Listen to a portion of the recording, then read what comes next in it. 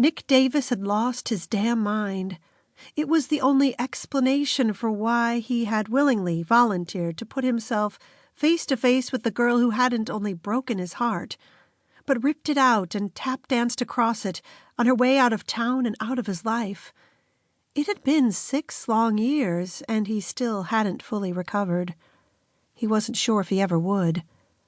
How did he recover when the girl he always assumed was his soulmate, up and left in the middle of the night without as much as a goodbye? For a long time he'd been angry at Daisy for being so selfish and not stopping to think about how her actions would hurt him. That was Daisy, though. Self-absorbed and selfish at her core. It was a wonder he could have ever loved someone like that. But she'd also been fun, carefree, light-hearted, and genuinely kind. It was a ridiculous combination that had him worshipping the ground she walked on. Daisy Hayes was an enigma, and God, had he loved her. He'd caught a glimpse of her blonde curls once about 3 years ago, as she ducked into the Happy Apple on Main Street. It took everything he had not to follow her inside and demand an explanation. That's all he truly wanted from her. He just needed to know why. Why she didn't care to leave a note or send a text. Hell, he would have settled for a message relayed from one of her 5 siblings, but they had been as clueless as he'd been. There 1 minute and gone the next. Daisy had left behind a trail of heartbreak and questions, both of which would always be a proverbial thorn in his side. He pulled into the bus station and parked his truck in the first open space. The clock on the old dashboard told him he had at least 10 minutes before her bus was scheduled to arrive.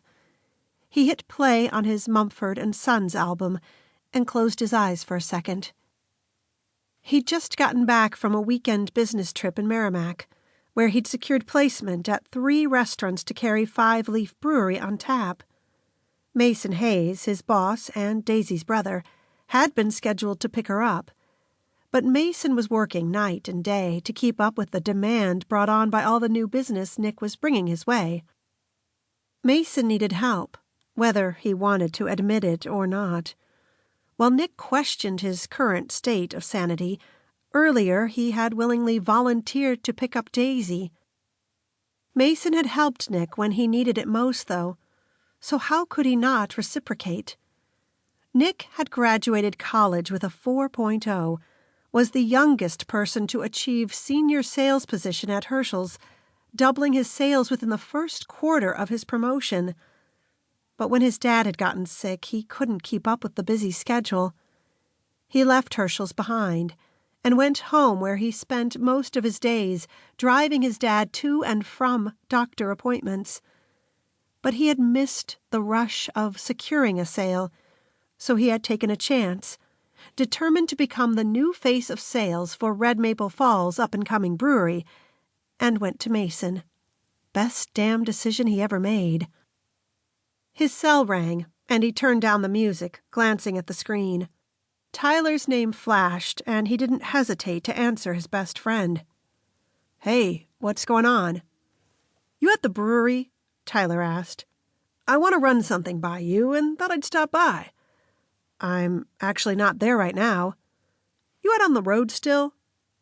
"I'm at the bus station." "You going somewhere?" "Picking someone up." "You want to be a little less vague?"